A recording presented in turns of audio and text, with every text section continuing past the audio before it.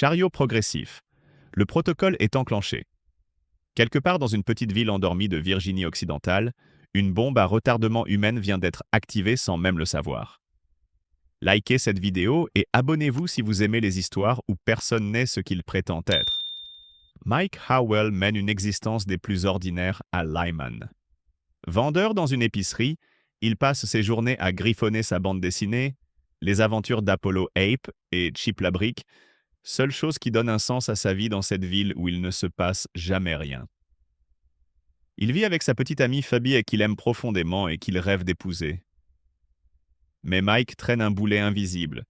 Chaque fois qu'il essaie de quitter Lyman, des crises de panique foudroyantes le clouent sur place. Il en est venu à se voir comme un fardeau pour Phoebe, convaincu de ne pas mériter de la demander en mariage. Ce qu'il ignore totalement, c'est qu'il est en réalité un assassin dormant de la CIA. Programmé, conditionné et bientôt traqué par l'organisation qu'il a créée. Pendant que Mike dessine tranquillement derrière son comptoir, une tempête se lève dans les coulisses de la CIA. L'agent senior Lassier reçoit un appel qui la glace. Un programme secret baptisé Tough Guy vient d'être réactivé et sa première cible est Mike Howell. L'appel se veut une simple courtoisie, une façon de lui dire de ne pas intervenir. Mais comment rester les bras croisés quand Mike est à son propre actif, issu du programme Wiseman qu'elle a elle-même dirigé? Ce soir-là, Mike et Phoebe sont étendus dehors à contempler les étoiles. Il lui raconte sa dernière aventure d'Apollo Ape pendant que des pompiers travaillent à quelques mètres de là sur l'épave d'une voiture accidentée. Mike se demande à voix haute s'il n'est pas comme l'arbre qui a arrêté la voiture, quelque chose d'immobile qui retient ce qui devrait avancer. Phoebe lui répond avec douceur qu'il n'est pas l'arbre. Elle y croit. Lui, beaucoup moins. L'acier n'est pas femme à subir sans réagir. Elle confronte Yates, l'agent responsable du programme Tough Guy, l'accusant de s'attaquer à ses actifs pour mieux l'écraser. Yates invoque une menace sécuritaire, prétend que Mike représente une faille parce qu'il tente régulièrement de quitter la ville. Mais derrière les justifications officielles, le vrai visage de Yates apparaît rapidement. Il savoure l'idée d'avoir l'acier sous sa coupe et compte bien éliminer Mike pour démolir son programme une bonne fois pour toutes. Le lendemain matin, Mike se lève tôt pour un rendez-vous avec son dealer, Rose. Ce que cette rencontre révèle est tout sauf ce qu'on attendait. Mike lui achète des feux d'artifice pour accompagner la demande en mariage qu'il projette de faire à Phoebe. Il rentre au travail, et c'est là que tout bascule. L'acier entre dans l'épicerie, s'approche du comptoir et commence à égrener des mots apparemment sans queue ni tête. Mike la prend pour une folle. Mais l'acier tente en réalité de le réactiver en utilisant les codes de déclenchement du programme Wiseman. En apparence, ça ne fonctionne pas. Elle repart, déçue. Ni l'un ni l'autre ne réalise que le processus d'activation vient bel et bien de commencer. Quelques minutes plus tard, Mike aperçoit deux hommes qui rôdent autour de sa voiture. Des agents CIA envoyés pour l'éliminer. Ils passent à l'attaque. Et là, quelque chose d'inexplicable se produit. Mike les neutralise avec une cuillère, enchaînant des mouvements d'une précision et d'une fluidité absolument déconcertantes. Tétanisé, il appelle Phoebe pour lui dire qu'il vient de tuer un homme avec une cuillère. Elle n'en revient pas. Le shérif débarque sur les lieux avant qu'ils aient pu décider quoi faire. Yates est furieux. Deux agents mis hors combat par un abruti avec une cuillère. Il soupçonne l'acier d'avoir activé Mike et ordonne à son commandant sur le terrain, Otis, de boucler la ville entière et de la retrouver. Mike est arrêté et conduit au commissariat, ce qui, paradoxalement, le met temporairement à l'abri. Deux assassins de l'équipe Tough Guy, Crane et Lofer, convergent vers la ville. Au commissariat, Mike trébuche sur ses mots, incapable d'expliquer ce qui lui est arrivé. Phoebe, elle, veut surtout savoir ce que la femme lui a dit. Mike restitue les mots avec une précision étrange, comme si son cerveau les avait gravés sans qu'il le sache. Le shérif Watts les interroge séparément. Il n'a jamais porté Mike dans son cœur, mais même pour lui, un meurtre dépasse les bornes. Phoebe plaide la légitime défense. Watts lui dit de choisir son rôle. Petite amie ou mère? Soudain, le courant est coupé. Le groupe électrogène de secours prend le relais. Les assassins sont là. Un adjoint transfère Mike et Phoebe vers une cellule pendant que Crane dévaste l'étage supérieur et que Laufer déboule dans la zone de détention pour en finir avec Mike. Mais le conditionnement enfoui dans son corps reprend le dessus. Mike affronte Laufer, lui explose les dents et l'enferme dans sa propre cellule. À l'étage, Crane retrouve Watts agonisant et s'apprête à l'achever quand elle aperçoit Mike et Phoebe qui fuient. Elle ouvre le feu, mais Watts, dans un ultime effort, lui menotte la jambe à une chaise. Elle tente de lancer une grenade. Mike la renvoie dans sa direction. Crane survit à l'explosion. Mais Mike revient sur elle et l'achève à main nue.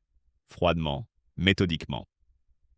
L'acier est toujours bloqué à un barrage tenu par des agents en combinaison hazmat. Yates a monté une fausse histoire d'épidémie virale pour couvrir l'opération. Elle l'appelle pour l'avertir qu'elle va le faire tomber. Il lui dit de ne pas s'y risquer. Elle raccroche et commence à planifier. Dehors, les rôles se sont inversés.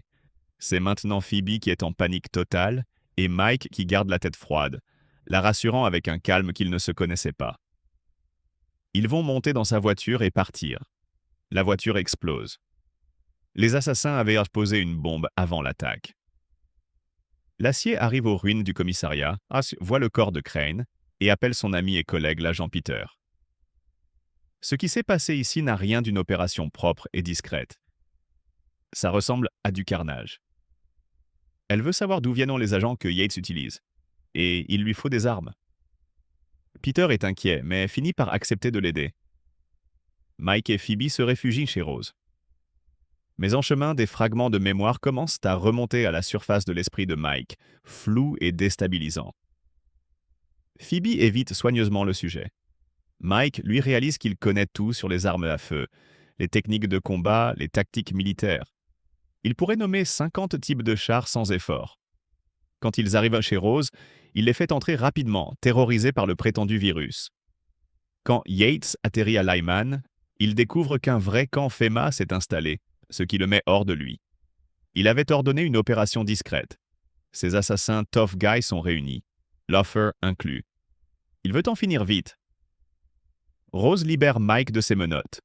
Ses amis Big Herald et Quinzen sont également là, cachés de la soi-disant épidémie. Rose allume les informations. L'acier et Mike y sont présentés comme les responsables de l'épidémie. L'acier accusé d'un contact inapproprié avec des singes de laboratoire. L'ambiance monte d'un cran. Rose sort une arme et la braque sur Mike. Mike la lui désarme et la lui rend, montrant qu'il n'est pas une menace.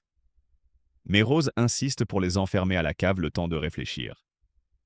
Dans ce sous-sol, Phoebe demande à Mike comment il se sent. Il se regarde dans le miroir et répond simplement qu'il se sent extraordinairement bien. L'acier récupère l'armement envoyé par Peter, ainsi qu'un dossier qui lui révèle une vérité glaçante. Les actifs du programme Tough Guy sont d'anciens patients de psychiatrie criminelle, des tueurs reconditionnés par lavage de cerveau de la CIA et transformés en machines à tuer. Yates apprend l'existence du parachutage d'armes au-dessus de Lyman et soupçonne Peter. Il le contacte et lui rappelle ce que trahison signifie dans leur milieu, mais lui accorde une dernière chance en raison de ses liens avec l'acier. Peter rappelle aussitôt l'acier pour l'avertir qu'il se retire et qu'elle est désormais seule. Mike n'a aucun problème à attendre dans la cave que Rose se calme. Phoebe, elle, cherche activement une sortie. Yates prépare sa première vague d'assassins et donne le feu vert pour l'utilisation d'un gaz appelé Rioflux, un agent chimique qui neutralise toute capacité à se défendre ou à attaquer. Le gaz commence à envahir la maison. Phoebe se glisse dans le plafond. Rose, Big Herald et Quinzen s'effondrent. Un assassin descend à la cave. Mike le neutralise. Phoebe sort en courant et abat l'assassin qui montait la garde dehors. Mike est sévèrement touché par le gaz, mais Phoebe connaît exactement ses effets et sait comment les contrecarrer. Mike semble perdre connaissance, mais le gaz fait quelque chose d'inattendu. Il déverrouille une nouvelle strate de sa mémoire. Cette fois, il voit Phoebe en costume dans un bureau officiel. Il se réveille et exige des explications. Phoebe craque. Elle avoue tout. Elle était son handler CIA, assigné à lui il y a 5 ans pour le surveiller. Elle jure que ses sentiments sont vrais, que leur histoire est réelle. Mais Mike ne peut plus distinguer le vrai du fabriqué. Il retourne à la voiture et veut être seul. Phoebe le suit, lui dit qu'elle l'aime vraiment. Mais la voiture est percutée par derrière, bascule par-dessus un pont et se renverse. C'est Loafer. Il extrait Phoebe du véhicule en précisant qu'il a l'ordre de la ramener vivante. Mike, lui, est coincé dans l'épave que Loafer arrose d'essence et met le feu. L'acier surgit au dernier moment et arrache Mike aux flammes avant que la voiture ne s'embrase complètement. Phoebe est conduite devant Yates. Elle est surprise de voir ce bureaucrate de bureau diriger une opération de terrain et remet en cause son autorisation. Yates la remet à sa place. Elle n'a plus aucun droit après avoir choisi de rester avec un actif CIA plutôt que de rentrer à l'agence comme ordonné. Il a maintenant tout ce qu'il voulait, une opération majeure, des actifs sous ses ordres, et avec la mort supposée de Mike, une promotion assurée. L'acier met Mike en sécurité. Il exige de savoir qui elle est vraiment. Elle lui explique qu'à 18 ans, arrêté pour possession de LSD, il a volontairement accepté de participer aux expériences du programme Wiseman. Il était le seul candidat à avoir réussi le conditionnement. Mais le programme le rendait fou. L'acier a tout arrêté et donné à chaque candidat une nouvelle identité, une nouvelle vie. Pour Mike, la réalité est simple et brutale. La CIA lui a trafiqué le cerveau, puis l'a abandonné avec une fausse petite amie. L'acier ajoute que ses crises de panique et son incapacité à quitter Lyman n'étaient pas des troubles mentaux. C'était une programmation de protection. Il est quelqu'un de totalement différent de ce qu'il croyait être. Un civil les repère et alerte les autorités. Yates est informé et entre en fureur. Il contacte Peter pour faire décoller immédiatement un drone et détruire leur position.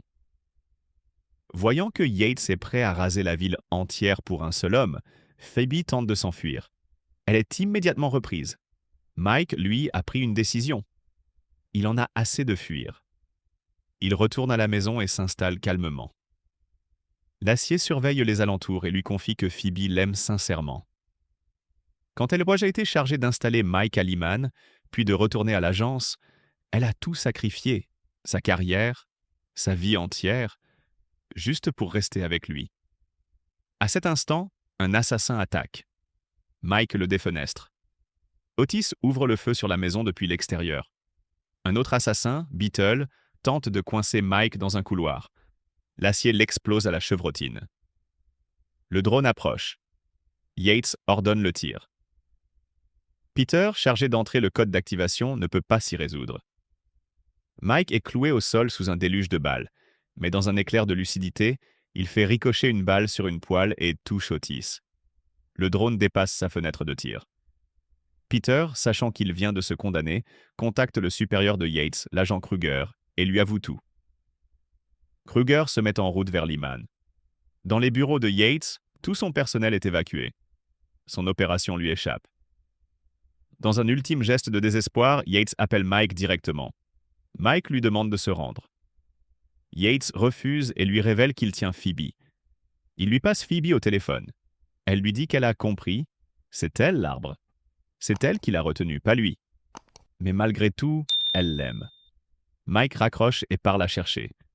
Yates active ses 17 assassins tough guy restants et les prévient que Mike va approcher discrètement. Mike arrive en faisant exploser tous ses feux d'artifice depuis le camion blindé d'Otis.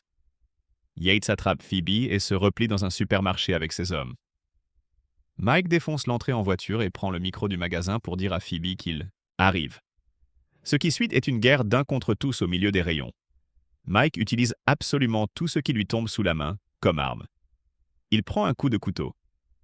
Ça ne le ralentit pas. Une balle lui effleure le crâne. Ça semble au contraire le libérer davantage. Un par un, les assassins tombent. Il ne reste plus que Loafer. Yates traîne Phoebe vers l'arrière du magasin et ordonne à Loafer d'en finir avec Mike. Phoebe résiste contre Yates, gagnant du temps. Elle a réussi à se libérer de ses menottes et se déchaîne contre lui. Loafer part à la recherche de Mike et lui dit qu'ils ont beaucoup en commun. Mike l'attaque, le désarme. Le combat est brutal, les deux hommes se blessent sérieusement. Mike s'échappe alors que Laufer tend la main vers son arme. De son côté, Yates tente de se dégager de Phoebe, mais l'acier lui passe une corde autour du cou. Mike retrouve Laufer et le terrasse une dernière fois. Au moment de l'achever, Mike marque un arrêt. Il voit en lui un reflet de lui-même. Laufer s'excuse. Il n'a jamais pu contrôler ce que la CIA lui a mis dans la tête. C'est une victime, pas un monstre. Mike baisse son arme et lui laisse la vie sauve. L'acier est en train d'étrangler Yates quand Kruger fait irruption, les reprenant tous les deux comme un père reprend ses enfants. Fabi retrouve Mike en sang, couvert de blessures, mais debout. Ils décident de rentrer chez eux ensemble. En sortant du magasin, ils tombent nez à nez avec une armée de policiers et d'unités SWAT, des dizaines d'armes braquées sur eux. Mike regarde autour de lui, évalue la situation et voit l'opportunité parfaite. Il tombe à genoux. Phoebe retient son souffle, et Mike lui fait sa demande en mariage, là, sous les projecteurs, entouré de fusils d'assaut. Ils n'ont pas le temps de se donner un baiser. Ils sont tous les deux plaqués au sol. Peter est arrêté. Kruger met l'acier et Yates à genoux dans une forêt. Quelqu'un devra répondre de trahison et sera éliminé sur place. L'acier a interféré avec une opération gouvernementale, causant des morts civiles. Mais cette opération n'avait jamais été officiellement sanctionnée. Yates est persuadé que si tout avait fonctionné, Kruger lui dirait « merci ». Kruger lui répond simplement que ça n'a pas fonctionné. 2 balles dans la poitrine. L'acier pense que son heure est venue. Kruger lui révèle alors qu'il était lui-même sa source. Il l'avait prévenu par courtoisie. Mais maintenant, elle a activé un actif extrêmement dangereux, et elle a intérêt à transformer ça en victoire, sinon elle rejoindra Yates. L'acier lui dit que c'est déjà fait. L'un de ses wise men vient d'éliminer 17 actifs tough guy, devenant ainsi le candidat ultra-programme le plus efficace des 60 dernières années. Ce serait un gâchis insensé pour la CIA de l'éliminer maintenant. Mike, pleinement activé, se retrouve enfermé dans une cellule de détention, CIA. Un agent entre pour le débriefing et l'interpelle par son nouveau titre. Agent Howell. Si ce récit vous a captivé du début à la fin, c'est exactement ce que vous trouverez ici à chaque vidéo. Likez pour soutenir ce travail, abonnez-vous pour ne jamais manquer une analyse. Et dites-nous en commentaire quel film vous voulez qu'on décortique la prochaine fois. On vous lit et on vous répond.